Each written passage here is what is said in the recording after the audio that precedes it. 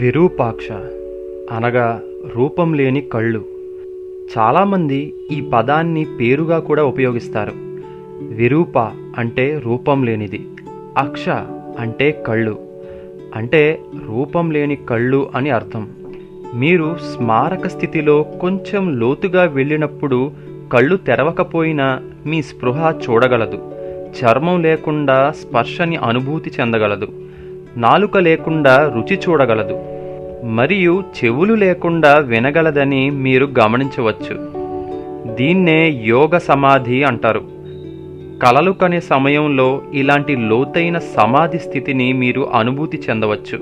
ఉదాహరణకు, మీరు లోతైన నిద్రాస్థితిలో ఉన్నప్పుడు వాస్తవంగా ఎక్కడో ఉన్నట్టు, ఏవో జరుగుతున్నట్టు మాత్రమే కాకుండా ఇంద్రియాల చేత కలలో ఎదుర్కొంటున్న పరిస్థితుల్ని, సంఘటనల్ని అన్ని రకాలుగా అనుభూతి చెందగలుగుతుంటారు కదా. కాబట్టి విరూపాక్ష అంటే కళ్ళు ఉన్న చైతన్యం కానీ రూపం ఉండదు. అలానే విరూపాక్ష అనగా మరొక అర్థం శివుని రూపం. శివలింగాన్ని చూడండి, రూపం ఉన్నట్టుగా ఉంటూనే లేనట్టుగా కూడా ఉంటుంది. మిగతా అందరి మూర్తులకు శరీరం, కాళ్ళు, చేతులు ఉన్నట్టు లింగానికి మాత్రం ఉండవు. అందుకని లింగాన్ని అపురూప రూపి అని కూడా అంటారు. మీరు లింగానికి ఎటు బొట్టు పెడితే ఆ దిక్కుకు చూస్తున్నట్టు లెక్క.